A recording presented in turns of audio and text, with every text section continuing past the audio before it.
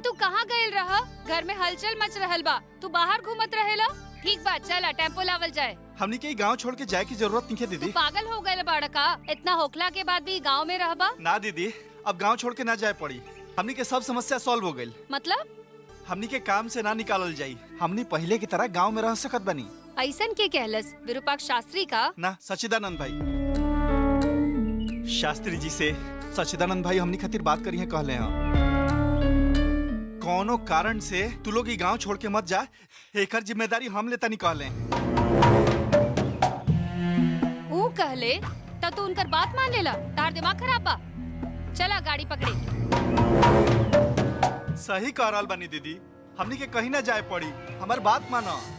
केहू के भरोसा से हमनी के यहाँ रहे के कोनो जरूरत नहीं खे। हमनी ई गाँव छोड़ के जा रहल बानी। अनजान शहर में खाए के ठिकाना भी ना रही, वहाँ जाके का करब? जाते काम मिली? काहे भाई, जिए के हमनी के कोनो रास्ता ना मिली? इतना पढ़ल लिखल बनी का? कम पढ़ल लिखल लोग आज बड़ आदमी बन गए बाड़े। उतना हिम्मत नहीं खे। हम तारा साथे बानी। तू अपन जिंदगी में का करबू तारा ही पता बा, और तू हमार साथ देबू।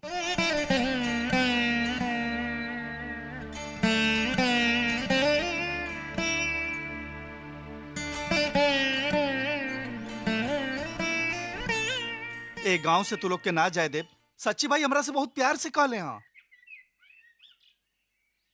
उ तोहरा से प्यार ना ह, हमरा से प्यार ह।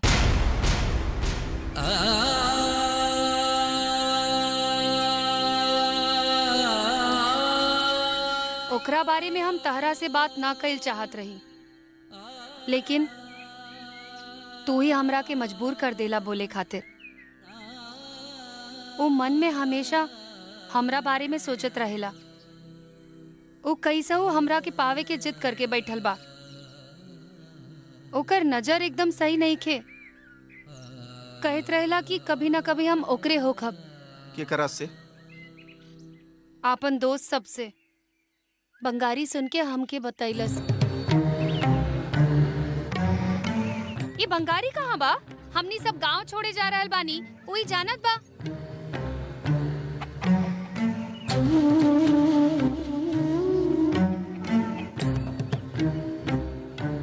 तहरा माध्यम से सचिन हमके पावे के प्लान कर रहल बा।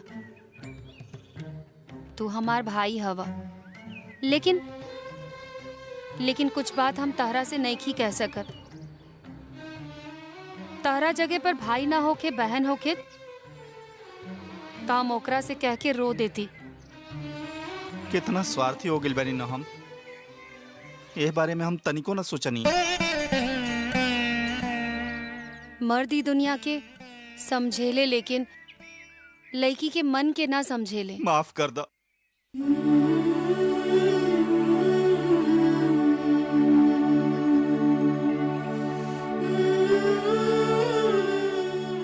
सब सामान बंधा गिल बना। पापा जिद कर रहल बाड़े, ई गांव के छोड़ के ना जाइए। शास्त्री जी तो जाए के कह दिल बने। 8 लाख रुपया देला पर दंड माफ कर दी है, कहले रहन। अब पापा भी पैसा भरब कहले बाड़े। 8 लाख रुपया? उनका पास इतना पैसा कहाँ से आयल?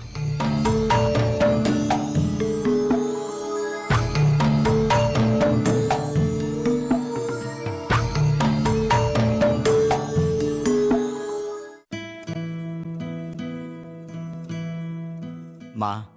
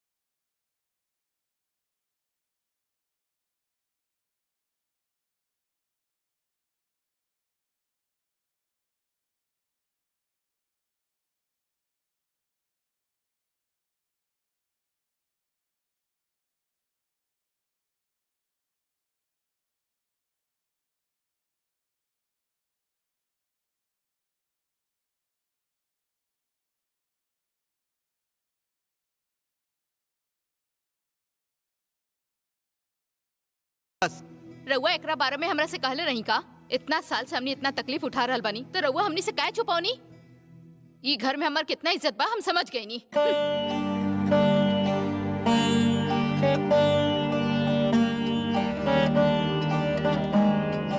माँ, उस जमीन के कागज दे दा। हम विरूपाक्ष शास्त्री के सारा कर्जा उतार दे। ओकर कोनो जरूरत नहीं है। उ जमीन के कागज हमरा के दी, ट्रैवल शुरू करे खातिर शहर जाके राजा के तरह जियल जाई। यहाँ चोर के ठप्पा लगल बा और तू शहर में राजा बन के जीबा, कोनो जरूरत नहीं है। हमार बात मानी, ई गांव छोड़ला में ही भलाई बा। तू हमार बात सुना, हम तोहार बाप हई। माँ, वो कागजात देता ना। ना बेटा, अब खाली उहे संपत्ति बचल बा। हमरा पहले की तरह दौड़ भाग करे के ताकत भी नहीं खे। काल तहार बेटी के शादी करे के बा और एके भी एगो रास्ता दिखावे के बा। काल हम कहीं बीमार पड़ गई नी, अस्पताल में भर्ती हुई नी, तब पैसा कहाँ से आई? जौन हाथ में बा वो कागज भी दे देब तब फिर का करब? हम बानी न माँ, कुछ न कुछ तो करबे करब। का कनी इतना साल में वो देखा तनी। तू बीच में टांग मत अड़ावा, तू अपन मुंह बंद रखा। दादी, ई जमीन के कागज मत दे। माँ, ओकर बात मत सुना, हम के दे दा। विद्या के बात गलत नहीं खे। काल जमीन हमनी के कामे आई। तू चुप रह। माँ, हम के कागज दे दा। तहार पत्नी सही कह रहल बाड़ी। ई गांव के लोग रोज हमके चोर चोर कह के बोलई हैं तो हम वैसे ही मर जाए। फिर वो जमीन के कागज लेके तो नहीं खुश रहिया। तू ऐसन बात काहे करत बाड़ा? ना हमार माँ के हमरा पर भरोसा बा, न तो हमार पत्नी के भरोसा बा, और न ही हमार बेटा के हमरा पर भरोसा बा। हमार जान के परवाह नहीं के, सबके जमीन के चिंता बा। काल हम अगर मर जाइब ना तो वह जमीन में हमके गाड़ दी है।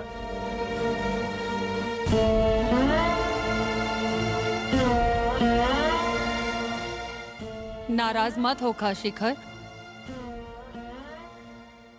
जमीन के कागज देत बानी।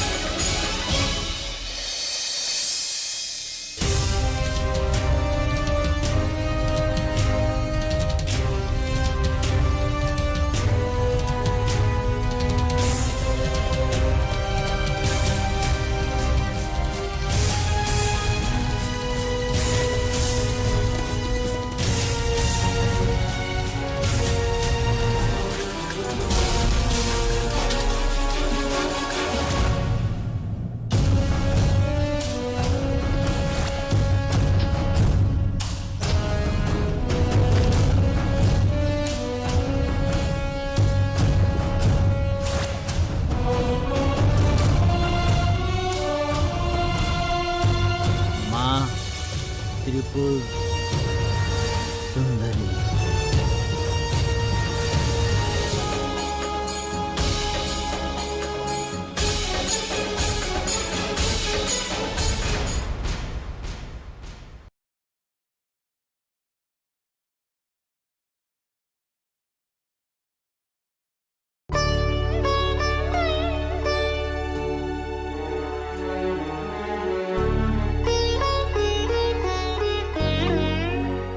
कागज लेकर जा और वो विरूपाक्ष शास्त्री के मुंह पर मार द। हमार बेटा चोर हा, कोई ना कहे कि चाहिए।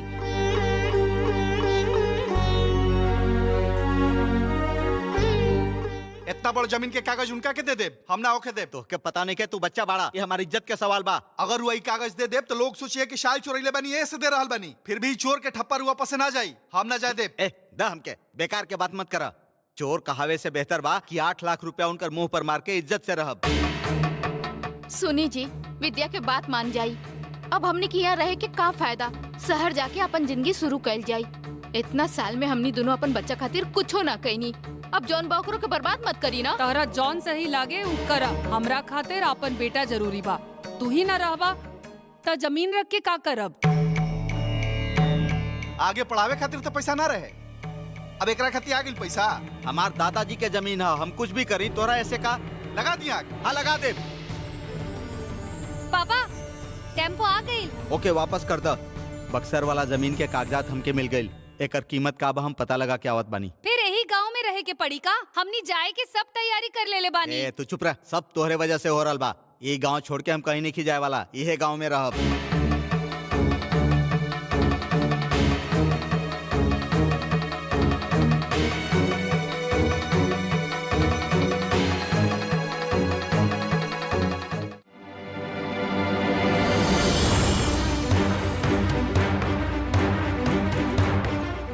केहू भी हमार रुकावट बनी तो हम ओकरा के ना छोड़ब। वो लड़की ही रुकावट बिया। हमनी के कर्म फल बा, जो किस्मत में लिखल रहेला उहे होखेला। कितनहू योग मिला ली, ऐसे कोनो फायदा ना होखेला। मौका मिलते ही चालू हो जानी। रउआ तो कोनो कामे धंधा नहीं के। सीधे कहीं तो रउआ हमार बात ना मानिला। कुछ सच्चाई के बारे में बताओ तनी।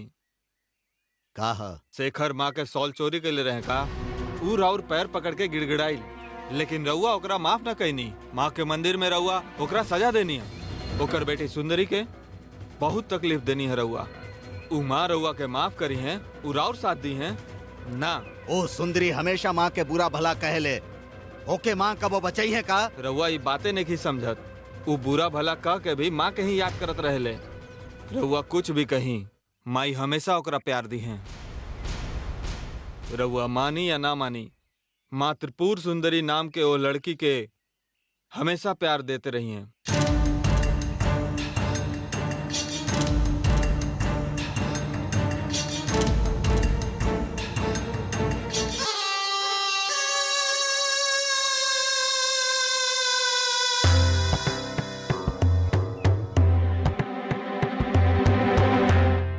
वहां नाम आयल त्रिपुर सुंदरी के।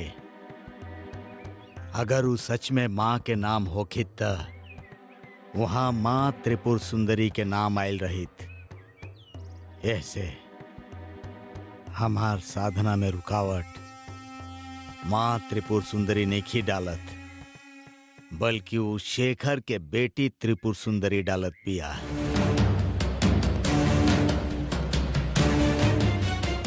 21 साल पहले वो मंदिर में पैदा भइल रहे, तब से उत्सव रुक गई और हमार साधना में रुकावट आ गई।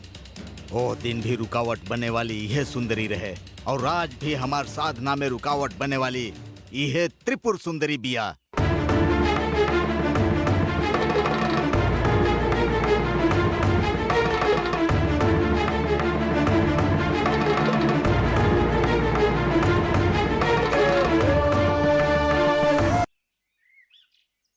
बंगारी के देखला हवा का?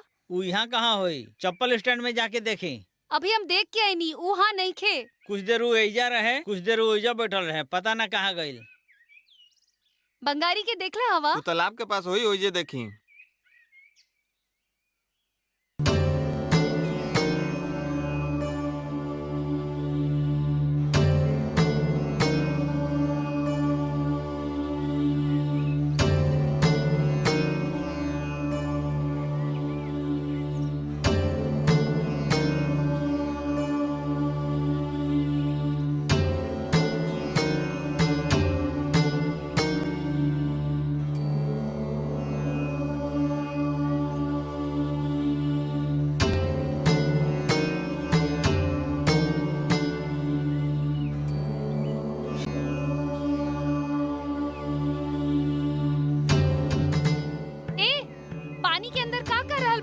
स्नान कर रहल बनी। ए तालाब में स्नान कइला पर माता मन के हर मुराद पूरा करेली। कौन पागल कहलस तारा से? ए मंदिर के पंडित जी कहले हैं, तू उनका के पागल कहत बड़ू। गलत बात। माँ सुंदरी के माफ कर दे। ठीक बा, जायदा वो बहुत दिमाग वाला हवे। लेकिन तू तालाब में काहे खड़ा बड़ा? ना तार परिवारी गांव छोड़ के मत जाए, ए खातिर पानी में खड़ा होके हम माता से विनती कर रहल बनी। ए तहरा दिमाग नहीं खे का? बुद्धि हमरा ना चाहिए, दिमाग हमरा ना चाहिए, भला मन होके के चाहिए। ठीक बा, बाहर आजा, माँ ना आई है और तू ठंड से तालाब में ठिठुर के मर जाइबा। मर जाई ऊ ठीक बा, बाकी तू ये गांव से मत जा। अगर तू चल जीबू तो हमारे यहाँ के रह जाई। तहार माँ इजा बाणी, तू यहाँ काम करेला। काम के चिंता हमारा नहीं खे, तारा खुश रहे के चाहिए बस। काहे तू हमरा पे ज्यादा ध्यान देवेला? पता ना, हमरा दुख होखेला तो हम रो लिहिला। ठीक बा, बाहर आजा। तू और तहार परिवार ई गांव छोड़ के ना जीबू जब तक ई ना कहबू हम बाहर ना आई। तू बैठ के हमरा से बात करत रहा, हम माँ से विनती करत रहब। अब तू बाहर आजा, हमनी गांव छोड़ के नहीं खी जात।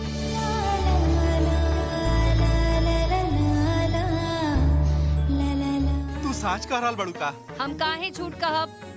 हमार पापा अपन जमीन के कागज देके ई गांव में रही हैं और हमनी के कहीं ना जाई। तू पहले बाहर आजा।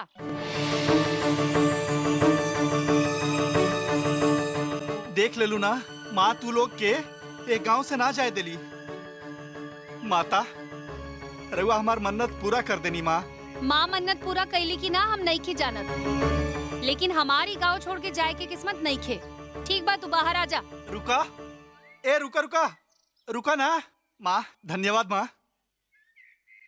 सुंदरी, मंदिर चल के माता के एक बार प्रणाम कर ला। हमरा के मत बोला माता के प्रणाम करे के। ठंडा मारती, अपन कपड़ा पहन ला।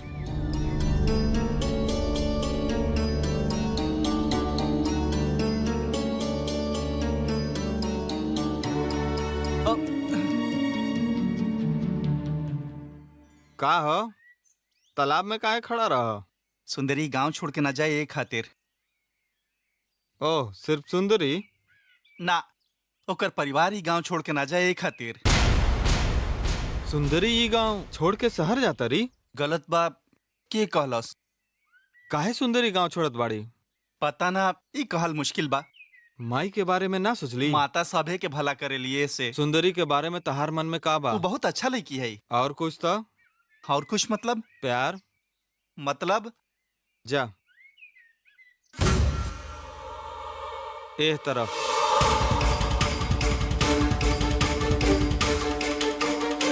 रउआ बहुत खुश लग रहल बानी। हमार साधना में भगवान हमार मदद करिए ही हम सोचले ना रहनी। यह सोच के मन शांत बा। हम समझनी ना।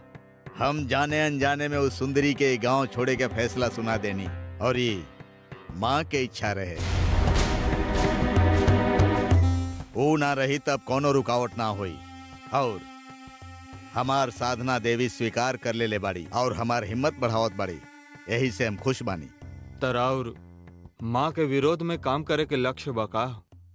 हमनी के हाथ में का बा, सब उनकर कृपा बा। एक बार अन्याय बहुत बढ़ गई रहे तो ऋषि मुनि और देवराज इंद्र भगवान से प्रार्थना कैले और भगवान ओके मिटावे खातिर गई रहले, लेकिन वो हार गईले। एकर वृत्तांत हम कई बार पढ़ चुकल बानी। अब हम डेराए वाला नहीं खी। लेकिन तो ऐसन करे से देवी राउर मदद करी है का? काहे ना, वो मदद कर रहल बाड़ी। रउआ के हमरा पास ले आके सुंदरी के जबान पर माता बैठ के ओकरा से बुरा बुलवा के ओकरा के बुरा साबित कर देले बाड़ी। ना तो ऊ छोट लड़की के इतना हिम्मत कहाँ से आई? रउआ सोच के देखी, वो शॉल काहे चोरी कैलस? ओकरा पास बचे के मौका भी रहल, बाकी वो पकड़ा गइल काहे? काहे कि ई सब वो माता के कैल हमरा खातिर लीला है। अब कोनो रुकावट नहीं के। ए गाड़ी तेज चलावा।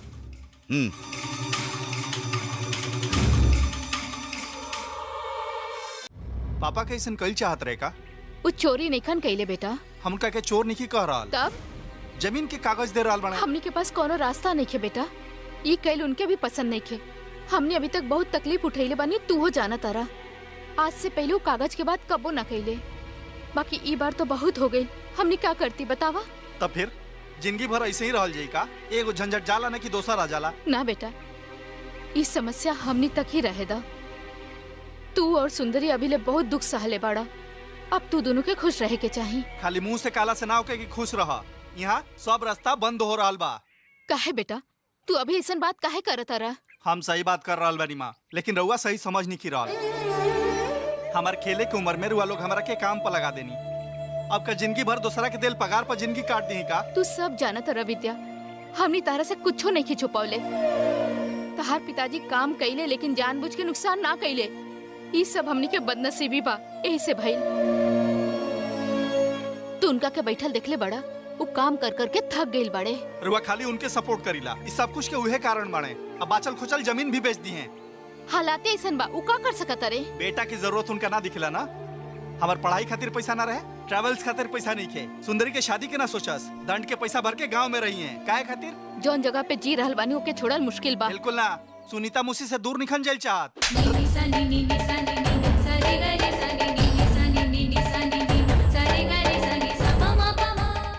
हमार पति के हवे तहरा मालूम बा ना?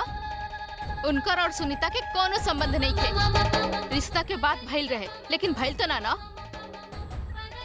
तहर कॉलेज के फीस भरे के औकात ना रहे से गांव छोड़ के ना गईले। तहर एडमिशन के फीस भरे खातिर एगो बड़ा काम मिलल रहे, यही खातिर गांव छोड़ के गईले। उनका वापस आवे तक तहरा टाइफाइड हो गई रहे। जौन पैसा कमैले रहन अस्पताल में खर्चा करके तहके बचैलन।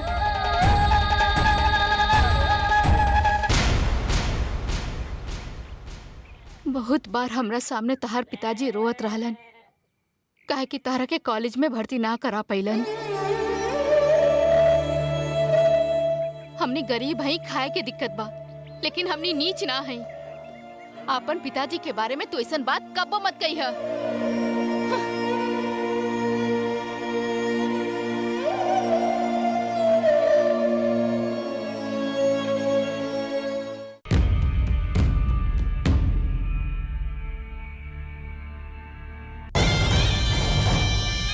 गाड़ी रोको।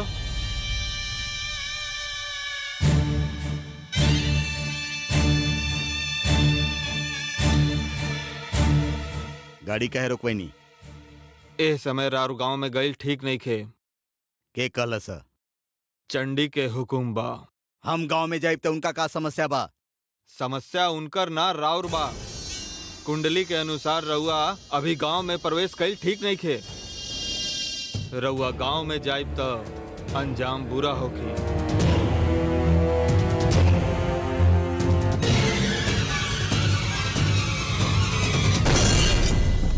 आखिर राउर समस्या का बा? हम समझ नहीं की पावत। हमरा के अपन गांव में जाए से आखिर रोकत के बा? वो सुंदरी और शेखर के गांव से भगावे के बा। हम ना जाइब तो कैसे होई? रउआ यहाँ पर बैठल रही, हम गांव में जात बनी। गाड़ी निकाला। अभी गांव में जाइब तो राउर लक्ष्य हासिल ना होगी। गांव में जाइब तो हमार साधना पूरा ना होई, लेकिन अगर गांव में ना जाइब तो सुंदरी यहाँ से ना जाई। रउए बताई हम का करी? सूर्यास्त होके तक रउआ इंतजार करी, ओकरा बाद ही रउआ जौन सोचले बानी उ काम होखी। चंडी के बात न मानब त ओकर बाद होखे वाला अंजाम के जिम्मेदार रउआ खुद होखब।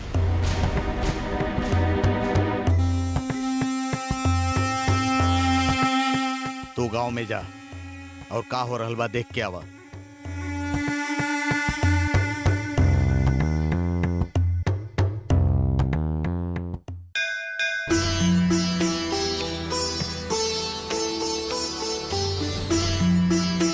हे माँ, हम राउर भरोसा पे बानी। खाली हम ही ना, पूरा दुनिया राउर भरोसा पे बा। राउर पैदाइश हमनी सब बानी। कौनो तरीका से सुंदरी और ओकर परिवार के गांव से जाए से रोक दी। हमार विनती मान के सुंदरी के जाए से रोक दी माँ। जैसन हम सोचले रही, सुंदरी हमारा पास आके ही कह देली कि वो गांव छोड़ के नहीं जा रहल। इससे हम बहुत खुश बनी। रउआ मन रख देनी काफी बमा। रउआ सामने सुंदरी कुछ भी नहीं की।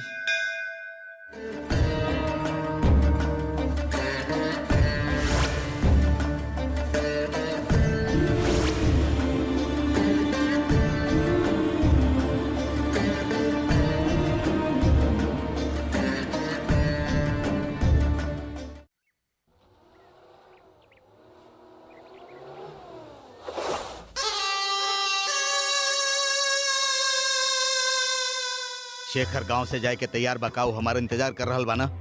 शेखर गांव छोड़ के ना जाई, पैसा भर के गाँव में रही। ओ कवन सपना देख रहल बा? 10,000 रुपया हमरा के दे के उहे गांव में पड़ल रही सोच रहल बा काऊ? 10,000 ना, वो 8 लाख रुपया देवे के तैयार बने।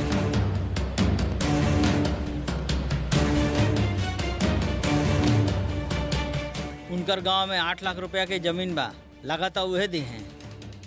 ठीक से पता लगी ले बड़ा? ना सर, हम सुननी हाँ, ठीक से पता तो ना हो पाइल, और इंतजार करत रहे। चंडी माई बिल्कुल सही काम कैली है। अगर इनकर बात मान के गांव में गई होती तब फंस गई होती। आज माई हमनी के बचा ले ली। चाहे कुछ भी हो जाए, शेखर और सुंदरी गांव में ना रहे के चाहिए। सुंदरी यहाँ रह जाई तो हमार साधना पूरा ना हो पाई। रउआ हमार बात मानी, इस समय गांव में प्रवेश करे के जिद ना करी। हम यहाँ नहीं रह सकत। केहू के नजर पड़े के डर से हम गांव में ना जाए तो शेखर के यहाँ रहे के मौका मिल जाई।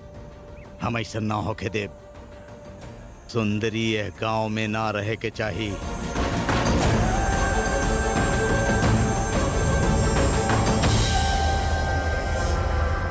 तू एकरा बारे में केहू से मत बतैहा। एकर सही आदमी उ जग्गी बा।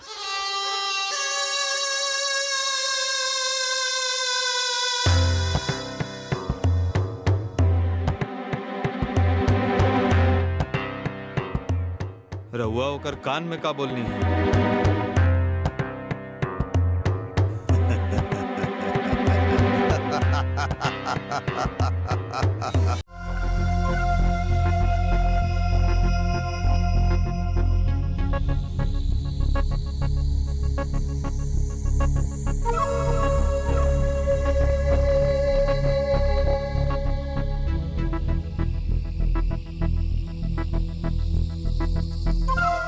का भइल मूसा? रुआ यहाँ काहे खड़ा बनी? अंदर चली।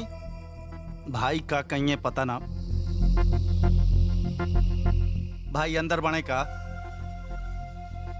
जब तक ऊ ना बोले हैं तब तक हम अंदर ना जाए। काहे मूसा ऐसन बात काहे कर रहल बनी? रउआ और पापा के बीच में छोट मोट झगड़ा तो आम बात बा। दूसर के घर जिसन बिना बुलैले रुआ अंदर ना जाइब, ऐसन काहे सोच रहल बनी? अंदर चली मूसा। तहर बात तो सही बा, लेकिन गलती से हमरा से नीच काम हो गइल बा। यानी कि तू ही शॉल चोरी कैले रहला ई पंचायत के सामने बोलबा ना? भाई भाई ए जग्गी पैर छोड़ा, छोड़ा। का कर रहल बाड़ा? हमरुआ पर चिल्लाई नहीं, उठ पटांग बात कहनी, बेइज्जती कहनी, लेकिन हमरुआ के कभी धोखा नहीं की देले। वो खाना पकावे वाला के हम नहीं खिलाइल भाई। विरूपाक्ष शास्त्री हमरा के ही कह के धमकी देले रहन कि अगर हम ओकरा के काम पर ना लाइब तो हमार नौकरी चल जाई भाई। भाभी भाई गांव छोड़ के जा रहल बड़ा ने दुख में। हम 90 पी ले रही, देसी माल, कपार पर नशा चढ़ गिल रहे, ऐसे हम बकवास कर देले रही। हमरा के माफ कर दी भाभी। कोनो बात ना। राजलक्ष्मी माँ, हमरा और बेटा के बहुत बेइज्जती कैनी। भगवान खातिर हमके माफ कर दी, हमरा के माफ कर दी। बेटी सुंदरी, सुंदरी तहार पिताजी के बहुत ज्यादा तंग किले बनी, भगवान खातिर माफ कर दो। ना मौसा, बड़ होके छोट से ऐसन बात ना करे के चाहिए। बड़ के भी तो बड़ के तरह रहे के चाहिए। बहुत बड़ गलती कर देनी। विद्याशंकर, तू हूं हमरा के माफ करा बेटा। तहार पिता के हम बहुत दुख पहुंचैनी। भाई रुआई गांव छोड़ के जा रहल बनी है टेंशन में। ओ दिन हम बहुत पी ले रही। भगवान खातिर हमके माफ कर दी। ज्यादा गुस्सा बता मारी हमके। जग्गी छोड़ा, वो सब भुला जा। तरगुआ हमरा के माफ कर देनी।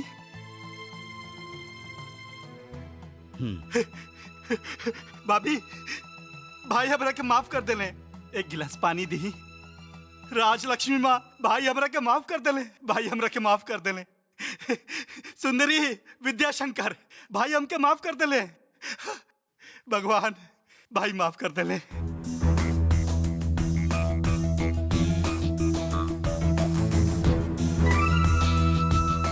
भाभी गांव के लोग कह रहल बने कि भाई पैसा भर के गांव में रही हैं। हमरा बहुत खुशी भई। हम यही बारे में रुआ लोग से बात करे आइल रही। 8 लाख भाई कहाँ से भरी हैं बेचारे। अगर मदद चाहिए तो कहीं हमरा से। ई जगी का कर सकता ही सोचते नी भाई। हम खाली दिखे में मूर्ख हई, बाकी मन से मुलायम हई। कितना चाहिए रुआ हुकुम करी, जितना हो सकी हम ला के दे। हमरा पास उतना पैसा कहाँ बा जग्गी। जमीन के कागजात बा, उहे देवे जा रहल बानी। जवान लड़का घर में बा, रुआ कह रहल बनी कि जमीन के कागज दे देब। एकरा अलावा कोनो रास्ता भी तो नइखे। कागज के बढ़िया से पढ़ ले बनी ना। वो जमीन के बेचे के हक रुआ बा ना।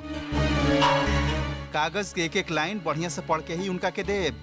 उस शास्त्री बहुत खड़ूस हमें। वो कागज के 3 बार पढ़ी हैं और एको गलती भइल तो कागज के मुंह पर फेंक के गांव छोड़ के कही हैं। कागजात तो हम नहीं पढ़ले, लेकिन कहले रहलन कि बहुत पैसा मिली। अच्छा तरह से पढ़ ली भाई, ना तो आखिरी वक्त में बेवकूफ बना दी हैं। मठाधीश हमें लेकिन बड़का चोर हमें। ए विद्या, जा अंदर से कागजात लेके आवता।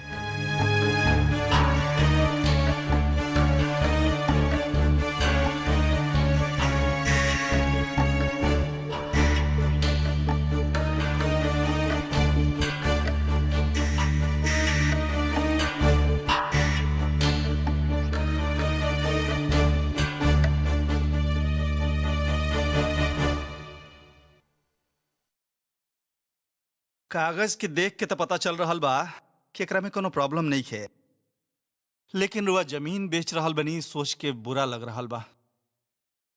भाभी, एक कप चाय मिली का? विद्या गाड़ी धूप में खड़ा बा, तनी छांव में लगा देता।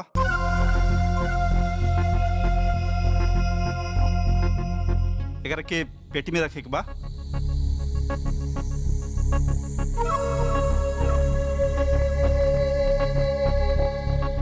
देखिए भाई, अंदर रख देनी, अंदर रख देनी भाई।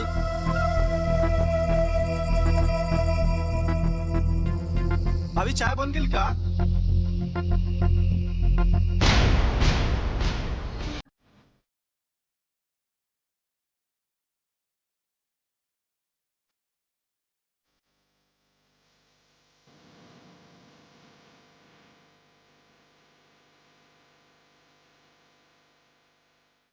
माँ, विरूपाक्ष शास्त्री के कागजात दे के आवत बानी और हम उनका से विनती करब कि अब हमनी के माँ के मंदिर में काम करे देस और हमारे परिवार के कोनो तकलीफ ना देस। ठीक बा बेटा, उनसे कह दा कि हिसाब खत्म भइल, कौनो फालतू बात मत करीह। ना करब माँ, ये पैसा माँ के काम में खर्च होखी, यह सोच के माँ के मंदिर में अर्पण करके आ जाइब।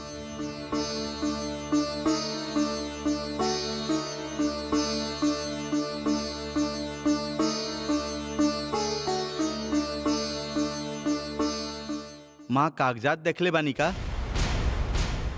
हम तो तहरा के देले रही, कहाँ रख देला?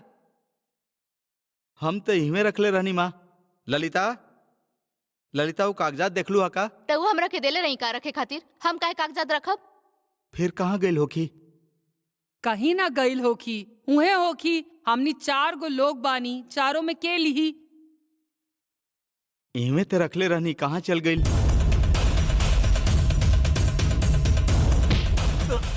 ए, तू कागजात चोरी करके ले गइल बाड़े ना? अरे! कहाँ रखले बाड़े बोल? हाँ? सुनी, तू घर में छोड़ चोरी दिए करे बेटा, ले? ये का करत छोड़ब ना बानी? तोरा बेटा, के। ना छोड़ब। चोर हका, राउर बेटा हो। चोर कहीं के, ना, तू ही ना कागजात बेटा। चोरौले बाड़े। बताओ कहाँ रखले बाड़े, बताओ, बताओ। मत मारिए के। और ये अपने घर में चोरी काहे करी? हमार बेटा चोर ना हो सकेला। काहे कि जायदाद के लालच बा एकरा, ये चोरौले बा। यही से मारत बानी। हम कुछ नहीं की जानत। तू ही ये घर में रहे लेना, तोरा अलावा के ले जाई कागज? विद्या, हमार कसम खा के कहा। हम राउर कसम खात बानी, हम सच में वो कागज के बारे में नहीं की जानत। सुन लेनी ना, ये हमार कसम खा के कहता कि चोर ना हा। तो आखिर वो कागजात गइल कहाँ? अरे का हो गइल? इतना साल से हम उ कागज के संभाल के रखले रही, तू एक दिन भी ओकरा के संभाल के ना रख पाइला।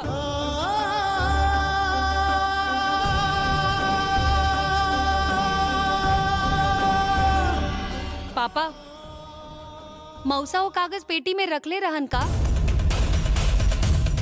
हाँ उहे कागजात चोरी कैले होखी। बस रउआ चुप रही। रउआ सामने वो पेटी में कागज रखलस ना, रउआ उसे नफरत करनी मतलब वो चोरी करी का? तू ओकरा बारे में नहीं जानत। हम शास्त्री जी के वो कागजात देके ही गांव में रह जाए, तू अपन मनमानी ना कर पाई सोच रहल बाबू। हम ओकरा ना छोड़ब, ओकरा जान से मार देब हम। कहाँ जाता नहीं रउआ? हम ओकरा के ना छोड़ब आज। अरे रुकी ना बेटा, लड़ाई मत करिह। एक मिनट रुकी, रुकी पिताजी। तू हमरा के मत रोका आज। रुकी, हमार बात मानी, आज वहाँ मत जाई। हमरा के मत रोका। हमार बात मानी पिताजी। आज जाता हम रहब या फिर जग्गी, फैसला हो के रही।